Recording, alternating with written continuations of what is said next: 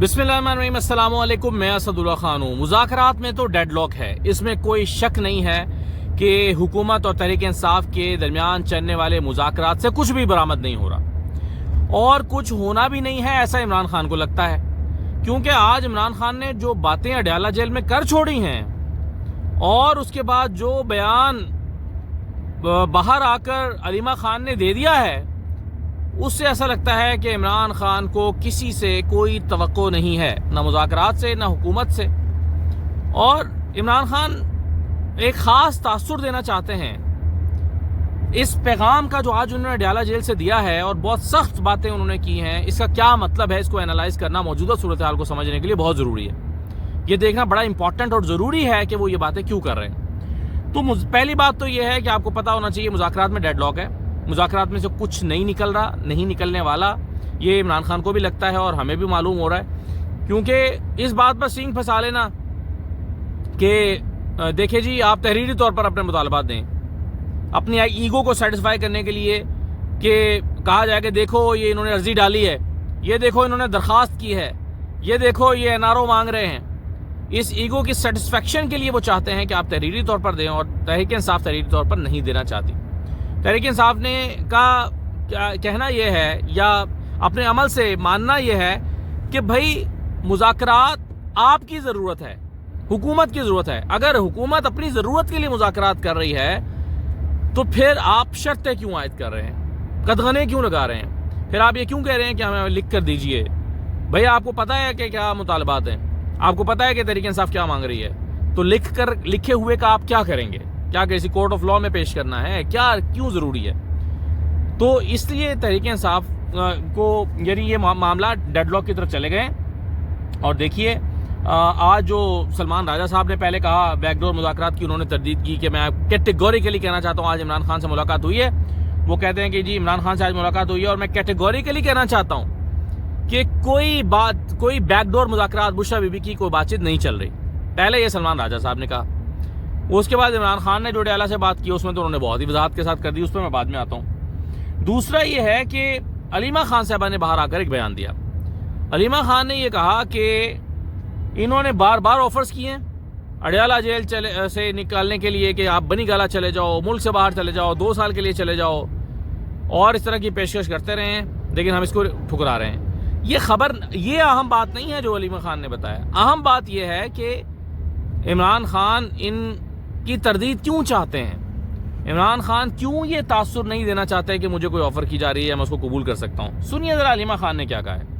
हुकूमत बैठी है, वो ये चाह रही है कि इमरान खान के ऊपर तासुर दिया जाए। इमरान खान भी उन्हीं की तरह चाह रहे हैं कि एनआरओ लेकर बाहर आए। इन्होंने सबने बड़ी कोशिश की कि इमरान खान मुल्क छोड़ के चले जाएं, फिर इन्होंने कहा आप 2 साल के लिए चले जाएं, फिर इन्होंने कहा कि आप ऐसे करें हम आपको हाउस अरेस्ट में डाल देते हैं। इन्होंने हर किस्म के पैगाम हमें भी आए हैं, इमरान खान को भी आए हैं। तो वो कहती हैं हर तरह का पैगाम आया, लेकिन अगर इमरान खान इसको कबूल कर लेते हैं तो इससे तासुर ये जाएगा कि हम उसी तरह से एनआरओ लेकर बाहर आए हैं जैसे कि नवाज शरीफ लेकर आए थे। नवाज शरीफ का तो आप जानते ही हैं ना कि 6 हफ्ते के लिए बाहर चले गए, 50 रुपए का स्टाम्प किया, प्लेटलेट्स गिराए, पूरा इंतजाम किया गया उनके लिए, पूरा माहौल बनाया गया और एक ऐसा माहौल जिससे तहरीक इंसाफ को भी बाहर रखा गया। और बाला बाला नवाज शरीफ अपनी डील बना के बाहर चले गए और तब आए जब उनकी डील मुकम्मल हो चुकी थी वापस आने के लिए। और आप जानते हैं कि इस्लामाबाद हाई कोर्ट में पेश होने से पहले उनकी जमानत हो गई। ऐसा कभी भी नहीं हुआ, पाकिस्तान की अदालती तारीख में कोई ऐसी मिसाल नहीं मिलती कि एक शख्स जिसके वारंट निकले हों, जिसको जो है वो जोश्तहारी और मफरूर करार दे दिया गया हो, वो अदालत में पेश होने से पहले उसको हिफाजती जमानत दे दी जाए। ऐसा कभी भी नहीं हुआ। तो ये जो तासुर है ये क्यों ज़रूरी है, ये इसको यानी इस तासुर को रद्द करना क्यों ज़रूरी है कि हमें मुज़ाकरात की ऑफ़र हो रही है, हमें बनी गाला शिफ्ट करने की ऑफ़र हो रही है, डील कबूल करने की ऑफ़र हो रही है, हाउस अरेस्ट होने की ऑफ़र हो रही है। तो ये इसलिए ज़रूरी है कि इमरान खान ये समझते हैं कि ये तासुर ना जाए कि मैं कोई डील करके बाहर आने वाला हूँ। और इमरान खान को शायद ये भी लगता है कि भाई मुझे बाहर निकालना अब मेरी नहीं आपकी ज़रूरत है।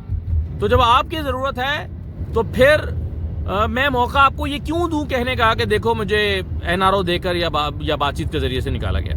اور دیکھیں یہ جو مذاکرات ہو رہے ہیں، پھر آپ کے ذہن میں سوال پیدا ہوگا پھر مذاکرات ہی کیوں ہو رہے ہیں، اگر اور ڈیمانڈز ہی کیوں رکھی گئی ہیں؟ تو شاید اس لیے رکھی گئی ہیں کہ عمران خان اپنی پارٹی کے کہنے پر ایک مرتبہ یہ جو ہے وہ کیا کہنا چاہیے کہ ایک حجت تمام کر رہے ہیں کہ دیکھو میں نے مذاکرات کیے تھے اور حکومت نے بات نہیں مانی۔ اچھا، علیمہ خان کا بیان آپ نے سنا، اور دیکھیں دوسری طرف دیکھیں مریم نواز کیا کہہ رہی ہیں۔ مریم نواز جو تانے مار رہی ہیں عمران جو پی ٹی آئی کو، اور وہ کہہ رہی ہیں کہ دیکھو معافی نامے مانگ کے باہر آئے ہیں۔ اسی طرح کے جملے یہ عمران خان کے لیے بھی استعمال کرنا چاہتے ہیں کہ دیکھو این آر او لے کر باہر آیا۔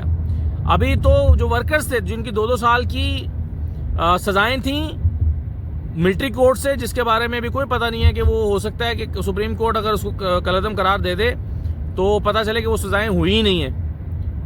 تو ابھی تو یہ 2 سال کی سزاؤں والے جو کہ اپنی 1.5 سال سے زیادہ سزا کاٹ چکے تھے، ان کی رہائی عمل میں آئی ہے تو ان کو مریم نواز تانے دے رہی ہیں اور کہہ رہی ہیں کہ دیکھو یہ معافی مانگ کے باہر آ گئے۔ تو کل کوئی عمران خان کو بھی ایسے ہی تانے دینا چاہتے ہیں جس چکر میں عمران خان آ نہیں رہے۔ یہ دیکھیں مریم نواز نے کیا کہا ہے۔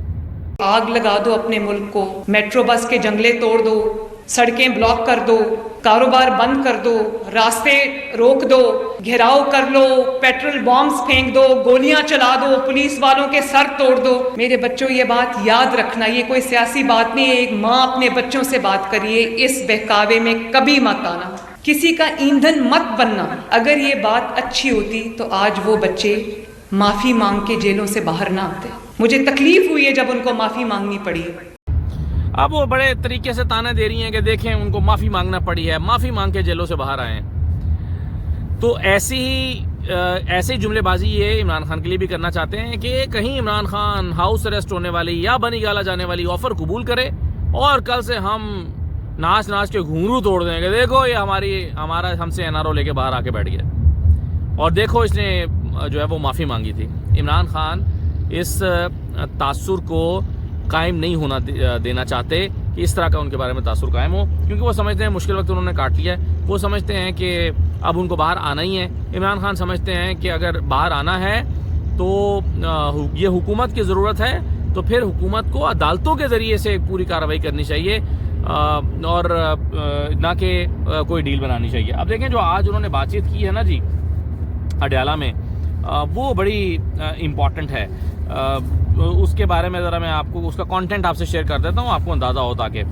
اس میں لکھا ہے کہ میں نے اپنی زندگی میں پاکستان میں نافذ کیے گئے تمام مارشل لاء، یعنی ایوب خان، یحییٰ خان، ضیاء الحق اور مشرف کا مارشل لاء دیکھے ہیں۔ یحییٰ خان اور ضیاء الحق کا مارشل لاء پاکستان کی تاریخ کے بدترین مارشل لاء تھا، جس میں جمہوریت کو بالکل روند دیا گیا تھا۔ مشرف اس حوالے سے قدرے لبرل تھا۔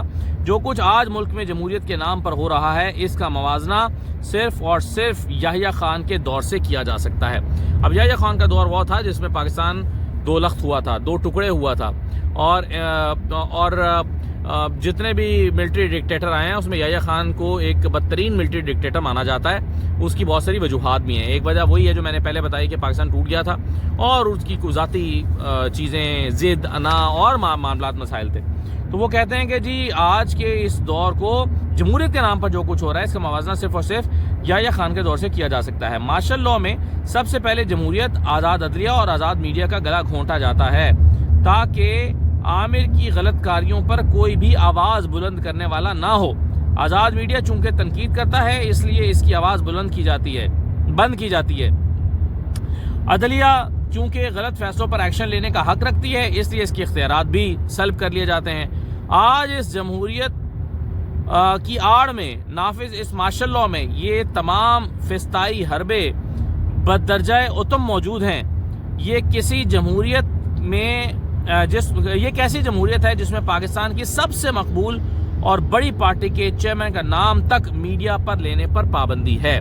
یہ ابتدائی پیراگراف عمران خان نے لکھا، لیکن آگے جا کے وہ کہتے ہیں کہ جیسے حمود الرحمان کمیشن کی رپورٹ کے ذریعے واضح ہوا کہ یحییٰ خان نے اپنی طاقت اور اقتدار کی خاطر ملک کے نظام کو تہس نہس کیا، وہی کام آج بھی کیا جا رہا ہے۔ فارم 47 کی بوگس اور فراڈ حکومت کو بچانے کے لیے تحریک انصاف کو مسلسل کچلا جا رہا ہے اور ملک میں جمہوریت، قانون کی حکمرانی اور عدلیہ کی آزادی کا جنازہ نکال دیا گیا ہے۔ شہباز شریف صرف اور صرف جنرل عاصم منیر کی ایک کٹ پتلی اور जनरल आसिम मुनीर की एक कठपुतली और अर्दली है। अब अर्दली आप जानते ही हैं किसे कहते हैं, कि जो शख्स जो है वो पियन होता है, जो दरवाजे पर खड़ा रहता है कि जैसे बेल बजाओ भाग के वो जाए, तो वो कहते हैं कि जी कठपुतली है, अर्दली है। इससे ज़्यादा ताकतवर वज़ीर आज़म तो मुशर्रफ दौर में शौकत अजीज़ था, क्योंकि कम अज़ कम तब इंतखाबात में इस तरह की धांधली नहीं की गई थी जैसी फरवरी 2024 में की गई है। धांधली की पैदावार फॉर्म 47 के सहारे खड़ा नाजायज़ लेकिन नातवा टोला दरअसल हुकूमत के नाम पर एक धब्बा है। फिर वो कहते हैं कि जी अलकादिर ट्रस्ट का फैसला सिर्फ और सिर्फ पिछले केसेस की तरह मेरे ऊपर दबाव डालने के लिए लटकाया जा रहा है, मगर मैं मुतालबा करता हूँ कि ये फैसला फौरी तौर पर जारी किया जाए, क्योंकि जैसे पहले इद्दत केस और साइफर केस में आपका मुंह काला हुआ, इसी तरह से अब भी होगा। अलकादिर केस बिल्कुल एक बोगस केस है जिसमें दूर दूर तक कोई मेरिट नहीं। मैंने कोई बिलावल हाउस नहीं बनवाया, बल्कि एक दूर दराज देहात में कौम के बच्चों के मुस्तकबिल की खातिर एक फलाही इदारा कायम किया, जिससे मुझे 1 रुपये का फ़ायदा नहीं हुआ और ना होना है। अलकादिर ट्रस्ट यूनिवर्सिटी भी शौकत खानम और नमल यूनिवर्सिटी की तरह एक अवामी मदद से चलने वाला फलाही इदारा है। फिर वो कहते हैं कि जी मैं वाज़े तौर पर कहना चाहता हूँ कि मैं नवाज शरीफ और जरदारी की तरह NRO नहीं लूँगा और अदालतों से अपने केसेस ख़त्म करवाऊँगा। ये वो बात है जो मैंने आपको पहले बताई कि इमरान खान ये तासुर ही नहीं देना चाहते। वो चाहते हैं कि उनके मुखालिफिन इतनी लंबी कैद काटने के बाद ये ताना ना दें उन्हें कि देखो इमरान खान तो NRO करके बाहर आ गया। वो चाहते हैं कि उन्हें कोई ये ताना ना दे, इसलिए वो कोई भी ऑफ़र कबूल करने के लिए तैयार नहीं है। अच्छा, फिर कहते हैं कि बुशरा बीबी का किसी से कोई राब्ता नहीं है, यानी बैकडोर मुज़ाकरात की बातें जो चल रही थी, खबरें चल रही थी, वो कहते हैं कोई मुज़ाकरात नहीं हो रहे, ये महज प्रोपेगेंडा है। हमारी मुज़ाकराती कमेटी ही इन मामलात को देख रही है। इस्लामाबाद कत्लेआम को 6 हफ्ते हो चुके हैं, हमारे गुमशुदा अफराद को लेकर हुकूमत की तरफ से कोई पेशरफ नहीं की गई। ये मुज़ाकरात की कामयाबी में हुकूमत की गैर संजीदगी का मुँह बोलता सबूत है। फिर वो कहते हैं पाकिस्तान में मईशत का हाल बदतरीन है, ग्रोथ रेट 0 है, मसनूई तरीके से डॉलर को काबू में रखना कोई मुआशी कामयाबी नहीं होती। मुल्क में तरक्की सिर्फ सरमाकारी से आती है, और सरमाकारी कभी ऐसे मुल्क में नहीं आती जहां कानून का वजूद ही फौत हो चुका हो, अदालतें आज़ाद ना हो, दहशत गर्दी हो, और जहां असल अवामी नुमाइंदगान हुकूमत की बजाय जेलों में हों, ऐसा मुल्क कभी तरक्की कर ही नहीं सकता। तो ये जो है वो इमरान खान ने कहा। अब आप इस लबो लहजे से आपको ये अंदाज़ा तो होता है कि इमरान खान कोई डेस्परेट नहीं है अपने लिए NRO मांगने या अपने लिए राय जायज़ हासिल करने के लिए। कोई डेस्परेशन उनको नहीं है, कोई जल्दबाजी नहीं है। या तो वो बहुत कॉन्फिडेंट हैं कि बस अब ये हुकूमत की बस हो चुकी है और निज़ाम चल नहीं रहा, तो इसलिए मुझे छोड़ना इनके लिए ज़रूरी है, या फिर वो खड़े रहने को तरजीह दे रहे हैं और वो कहते हैं कि जी चाहे कॉन्सिक्वेंसेस कुछ भी हों, मैं ये धब्बा नहीं अपने ऊपर लगवा सकता कि मैं NRO लेकर बाहर आया था, या मैं कॉम्प्रोमाइज़ करके बाहर आया था, या मैं डील करके बाहर आया था। इसीलिए वो सख्त ज़बान इस्तेमाल करके ये तासुर रद्द करने की कोशिश कर रहे हैं जो उनके बारे में बनाया जा रहा है कि जी बातचीत हो रही है, जी बैकडोर मुज़ाकरात हो रहे हैं, जी राब्ते हो रहे हैं, जी बुशरा बीबी मिल रही हैं, जी इधर बनी गाला शिफ्ट होने के लिए बातचीत हो रही है। तो ऐसी खबरों की वो तरदीद करके जाते हैं कि भाई अगर छोड़ना है मुझे तो ये तुम्हारी ज़रूरत है, और फिर अदालतों से ही मुझे छूटना चाहिए ताकि कोई मुझ पर कल को उंगली ना उठाए। मेरा ख्याल है ये उनकी अंडरस्टैंडिंग है, यही वो चाहते हैं और यही वो सोच रहे हैं। इजाज़त दीजिए, अल्लाह हाफिज़।